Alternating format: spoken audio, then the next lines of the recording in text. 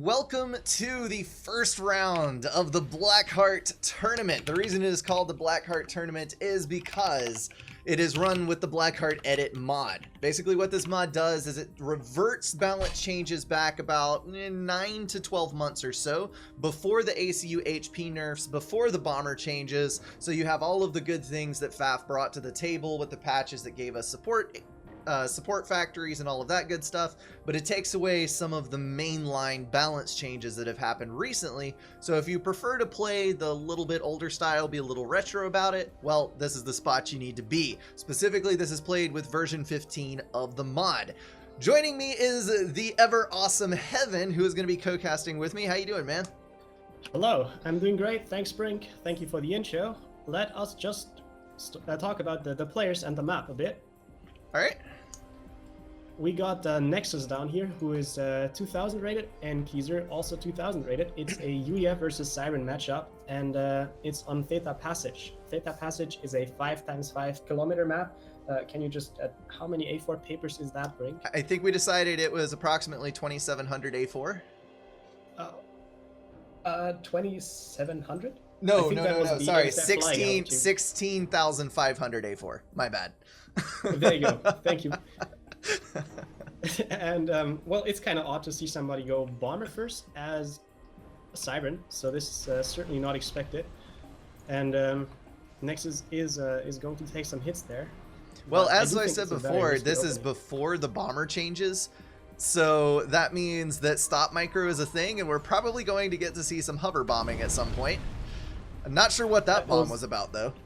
I think that was ground fire. He just sort of guesstimated where the engineers are supposed to be, and he completely missed. Complete failure. All right, so the first bomber might not be as successful, but he is going to pick up both of the early engineers, and then we do have an air factory going down for Nexus in response. But Nexus does have his land factory out, which is going to let him get a couple of units around. Theta Passage is a bit of a difficult map to play because it is so small and therefore very unforgiving. If you make little errors, they stack up very quickly and you lose quickly. So it's going to be a lightning round no matter which way this goes. I like the little mech marine, cheeky son of a gun, getting up into the base. It's Scout died though, and and disappointments. I think Nexus is one of those players who always wait, how do you do this again? It is you alt F2 to go to cheats and then double click the player, and then it is the tilde key for the box and set focus army 0. No, -1. It was -1, I think. -1 to get back to regular. Oh, set. All right, so Nexus has got 2 land factories while we listen to Heaven struggle to get his viewpoint back to the proper perspective. Yes. 2 land factories, a third going down with an air factory up. This bomber up here is doing work. It's already got a veterancy, 5 kills to its name, and it is trying to peg this mech marine, but unfortunately will get tapped out by an interceptor. Mech marine will get picked up by a mantis. And now it's up to these players to expand. Both of them are in about the same position overall, to be honest, but Keyser's a little behind in build power. Are you back, Heaven? Yes, I'm back. Thank you. Okay. Theta Passage is a map where you want to build up a production lead as fast as possible. And you do have disruptive elements such as light assault pods and bombers to try and knock the opponent off track. But in general, just investing as much mass and power as possible into getting build power, and not overbuilding power, so that you can convert your entire economy into land units that kill your opponent is the way to go. There's no Aeon in this matchup, so we probably won't see any extremely fast T2 transition. The bomber and mech marine interaction was odd, I think, but it does feel like the game has stabilized and we are going to see spam. For sure. That other T1 bomber out from Nexus is doing some good work as well, already up to 4 kills. And since Nexus was able to stabilize a little bit earlier, I think his production is going to be a bit more solid. He's actually edging Keyser out on the north side, so he'll probably be able to secure the entire left side expansion without too much trouble. One thing that I always struggle with on this map is I do overbuild power, like you were saying, and you don't really think about when you're building power, those are potential tanks that you're turning into power generators, and I always think, oh, but I'm going to go gun upgrade later, but all of the tanks that you're not building scaling up to go for that gun upgrade can often lose you the game before you can actually get the upgrade, because of the size of the map and how tight the parameters are. So it's just something to keep in mind. You want all of the tanks you can possibly get your hands on as early as possible. Gun upgrade is very expensive because you have to overbuild power to get it, and each power generator you build is basically 1.5 tanks less. So yeah, as you said, it's quite the investment actually, and very easy to underestimate. Yeah. I think it's quite common that people go T2 land on this map. That's probably the most commonly seen thing. Especially when you have pillars. ACU upgrades are quite an investment, and like there's a few builds that make use of cheesy T2 air. Especially T2 transports are pretty good because your ACU can fly around and kill stuff. The expansions, the back of the base, and so on. Reclaim the Hydro even. Like, a Shepard build is using. That is a nasty trick. Yeah, but all in all, like T2 land is the most straightforward choice usually. Nexus was actually in an 87 power stall for a little while there before he got his extra 3 power generators on and paused his air factory. It's still paused, by the way, so he's not going to be building anything from that. At 78 power, -4 mass with 838 reclaim, and then 600 reclaim on Keezer's side, also slightly minus power, slightly minus mass. So Keezer overall has a much better balanced economy than Nexus does. In my understanding, the T2 timing for Keezer is quite quick, actually. I would not have expected him to go T2 that fast. Perhaps he's anticipating the enemy pillar setup. Possibly, but he's building hoplites, so he might just be going for ranging out his opponent's units and just trying to whittle down the number of tanks he has at his disposal.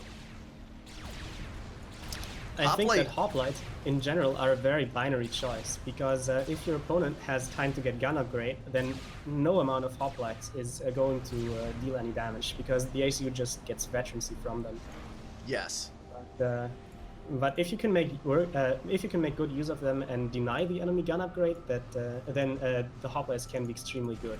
It's kind of like an advanced form of T1 artillery moving in to deny the comm upgrade, because you have to keep moving back if you don't have gun already.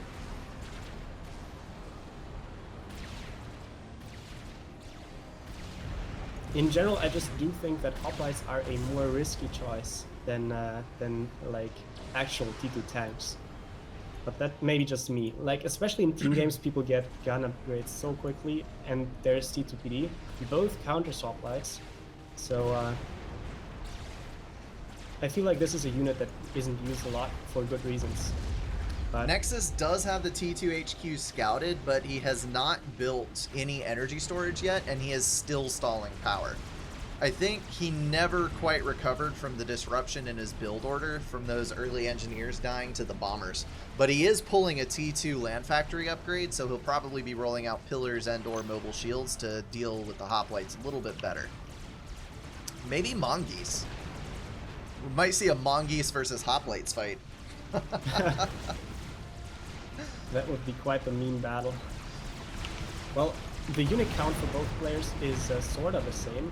Nexus has air above Keezer. He has air too, actually. It's almost even numbers. But 7 NTs versus 8. 9.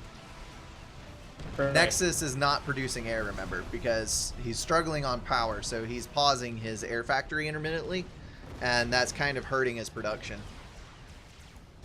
He is going for monkeys. Like these, it kind of comes down to micro still, so he can afford to pause his production for a bit.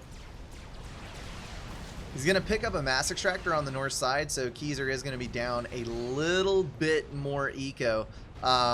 Looks like Nexus overall holds about 4 more mass extractors due to claiming the north side and then killing off some of Keezer's expansion. But Keezer is making a move on the south side as well, so this could be retaliated. Yeah, of course, Keyser had like a temporary unit disadvantage from going T to land earlier. But I think this set even out now. Just about. Bottom side should fall. Top And lane, top side, I think the wall is Mantis. not complete. Yeah, look, these are sneaking through. Well, sneaking is a relative term because there is a radar there. Nexus Right. is doing the intelligent thing and actually gaining intelligence. But he is going to have to fall back a little bit. He's got a pillar, actually first pillar out of the factory. Second pillar is going to move over that way. So with a little bit of micro, he'll be fine. He did make a Gatling bot after all. Yes, he did. It's up there next to the commander. Hot plates are such odd looking things. Why do they have 5 legs? Yeah, exactly. They have 5 legs. Like, I wonder who decided that this was a good idea. Wouldn't a 5-legged beast be more unstable than a 2-legged? I don't know. Never thought about it. But I do think that there's like it needs the 2 legs to stabilize on uneven terrain at the front, and the back is just because like the thing on top is kind of heavy, but like it looks heavy. Right? Maybe. That could be the case. Now we need to see some kind of study. So the hoplite was able to deal with both of the pillars that went to the south side with some fire being absorbed by the Mantis. So that's still going to be a win for Keyser down there. And then he should be able to knock out these mass extractors on the south side. So that's going to put a bit of a dent in Nexus's eco lead. You'll also notice Keyser has jumped ahead in score, I think largely due to the air production that he's had online.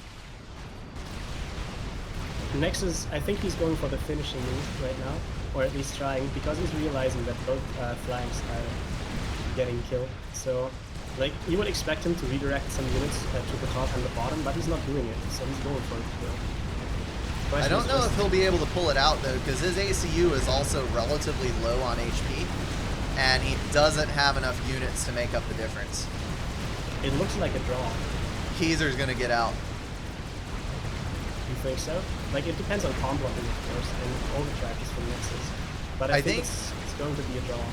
I think Keyser's going to be able to get hoplites in front of the commander and trip up the pathfinding. The question is Nexus going to control K? Oh, land factory. Oh, my. And... yeah, draw. Wow. On the bright side, we're going to see them play again. All right, rehost it is. Rehost it is. We'll get over there quickly. Oh. So now the real mind games begin. It's the second game, and the question is, will Keyser go first bomber again to drive the point home to Nexus, or will he not do the bomber, and will Nexus proactively build either a very early interceptor or a very early T1 mobile anti-air unit, anticipating the move from Keyser? Like, there's so many different ways that this could go, and they're just going to be playing off of each other, trying to outguess the other person. Or maybe I'm just reading way too much into this situation. Perhaps, I don't know. Like, the factions changed. Keyser is Aeon this time, so I'm expecting a second or third air from Nexus. And Keyser is obviously going to have to enter the air game because otherwise his tanks get bombed. Later on, Nexus might try to go for somewhat fastish T2, and Keyser is going to extend his T1 stage because of the strong Aurora. Yep. So one way or the other, Nexus is going to have to deal with Auroras. So. Right. Something's so unless gotta give. there's going to be some extremely disruptive element, such as like very risky raid working out for both players and changing up the build orders, this is sort of what I'm expecting to see here. Is it just me, or is the reclaim pretty unsymmetrical on the south side? It looks to me like there's a lot more reclaim on the right side of the map than on the left side of the map. I never noticed that before. You mean the bottom right corner doesn't have as much reclaim as the left middle and top middle? No, like the if you're looking at the mountain range as a divider, then the person who is on the right side of the mountain range has more reclaim available than the person on the left side of the mountain range. So that is Okay. going to be a Great. third air factory for Nexus, it looks like. It's either second or third. I can't tell which because I wasn't looking at it when the build queue was placed down. And then Keyser has also got a third air factory. He finished his land factory quite early, actually. He's got a ton of build power on that. Second air for Keyser. Sorry, for Nexus. Yeah, and third air for Keyser. So there's probably going to be 1 to 2 bombers from Nexus, unless he chooses to open Inti and retain air control for the rest of the game. I don't know how strong the T1 anti-air is in Blackheart edit. I'm kind of assuming it's not as good as in current FAF balance. No, it's not. They reverted it to where you have to build. I think in the current balance, the anti-air is twice the cost, twice the effectiveness, and in this one, it's reverse. So you'll have to build a couple of mobile anti-air and micro them a little bit better to get the same effectiveness. And that bomber is going to head to the north. Looks like we got Air Scout and then probably Interceptor queued for Nexus. So it's going to be a reversal of what we saw the first time around. Looks like a point defense for Keyser on the south side, so he's going a little bit more defensive over there. And then ACU to the middle to pick up the reclaim with early tanks going out to the left. The air factory will come online before the bombers come in, but he's already proactively dodging with the engineers to try to get them out of harm's way. Not totally successfully, though. Good reaction, Benny. Yeah, you can see how the anti-air really tickles the bomber. So it's actually the pre-August 16 stats. So the bomber might get another pass, but if Nexus just moves it away, which it does look like he's doing, it's going to retain about half HP and it can go harass some other areas. But nope, he is actually going to circle it back. Why on earth? But bomb is off. A couple of scouts and a P-gen down. Nexus is going for extremely fast T2 in a way I've never seen before. Like Keyser is raiding the right side, the engineer died there, and well, Nexus kind of doesn't have massive strikers. he 11 mass per tick, and he's going T2 at 4 minutes and 10 seconds completion. Mongoose out first. He is going for maximum raid potential and Aurora denial. That is ridiculous. Do you think this is even gonna work? Well, with the right side dead, it may be extremely difficult, but generally, yeah, it could work. This is gonna be tight. He was able to push the ACU back across the gap with his commander, and now he's got the Mongoose out, so he'll be able to deal. But that means Keyser knows that he has T2 now, and now Keyser's gonna be able to react. Looks like Nexus doesn't have any map control at all. It would make sense for Keyser to make bombers, because when you don't have map control and you have to operate T2, chances are you cannot afford air. So yeah, he's making bombers. I would like to see Keyser assisting his air factory and just getting a bit more. But of course, I only say that because I can see the entire map and Keyser can't. Yep, that's exactly what I was about to say, because he's already 2 interceptors up on Nexus, and if he does just start building straight bombers, even if they're kamikaze, if he's stripping half the HP off a Mongoose with each one, they're probably worth it. Looks like we've got 5 total land factories for Keyser, and Keyser's just going to keep powering through on tier 1, because really for tier 2 you don't get any advantage over the Mongoose that you have at tier 1, do you? The Obsidian is slow. There's not really a speed option. You might get mobile shields out, but other than that, yeah, you might as well stay with Auroras. This is such a good bomber. Oh! 3 engineers dead. So that's like half the build capacity of that T2 factory, almost. Well, 40 per tick minus 15. So, yeah, it definitely hurt. It hurt, yeah. And now there's 3 interceptors on that bomber. Second bomber out, third bomber for Keyser. He's also getting the range upgrade on his ACU, so he'll be able to reach out and overcharge. Yeah, that's the Gatling bot counter.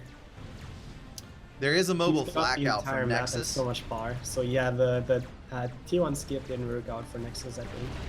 Yeah. Would be very surprised to see him win this one, bring it back.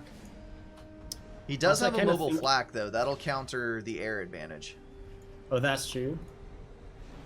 It's still going to be difficult to stabilize the map control situation. Plus, I do think that Gatling bots are sort of style shocks. Like, when you can decide between using pillars or Gatling bots against Aeon, I usually go for pillars because Aurora can't realistically outrange pillars, and pillars are so tanky. Like this 1 or 2 range advantage of Aurora is usually not very like not making the difference, right? And the pillar is going Right. to be able to shoot back and tank all the fire, get veterancy, and that's something you can use against an ACU, whereas Gatling bots are just gun ACU overcharge veterancy food, kind of. Keyser is overbuilding power to a huge degree and also getting the second gun upgrade on the Aeon comm. So he is going full combat commander with plenty of power to abuse overcharge. So he's definitely planning on that as his counter to the T2 phase that Nexus has brought to the table.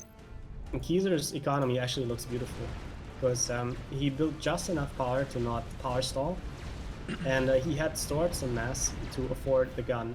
And once it's complete, he's of course going to have extra power, but he can just use it for overcharge.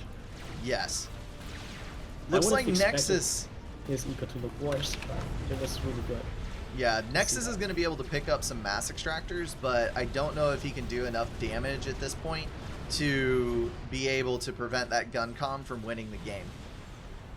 I'm not sure he knows about the gun comm. I think that's going to make the difference, because if his ACU is still exposed and the gun comm runs into it, he needs to move his Gatling bots up to try and save it, and then he'll lose the game. Yeah. But he's running right into it. And That's, now that's he pretty bad. knows. Yeah, a bit too late. I think the only advantage the Gatling bots gave him over the enemy gun ACU is the decentralized aspect. So he could have used them in different positions, and Keyser has his firepower concentrated in one unit, whereas Nexus can raid multiple spots. But Now he's in forced range, to keep it though. around. Yeah, and he's not going to be able to back away. Keyser's just going to ping him to death from range. Bombers Well, up that in the could still north be harassing the Mongoose, too. There goes one. But Flak will pick it up. Intel might actually be a problem. Shot stopped for a second there, and I think it's because Keyser lost sight of the comm. No, he's inside radar range. Oh, he is? Okay. Yes, yes. Okay, Nexus is giving up. Accepting his fate. Oh, that was good play by Keyser. That early T2, I don't know. Aeon is hard to fight against in a 1 versus 1 land scenario between the Auroras and that nasty range comm. It's just a hard proposition to fight against. Yes, especially on those small maps, it's truly difficult. I Well- still think that Nexus overestimated the power of the Aurora just a little bit. Because if he had like better map control from 2 land factories instead of just like an upgrading factory and an engineer building factory, you know, like maybe 1 extra factory building tanks. He could have at least just held more map control. Yeah, so perhaps slightly later, but the larger scale T2 would have been better. Yeah. Well, GG. Keyser takes the win. Nexus goes to the loser bracket.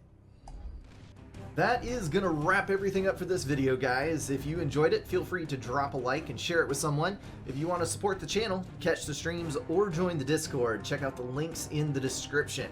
Thank you all for being at least partially insane, and I will see you in the next one.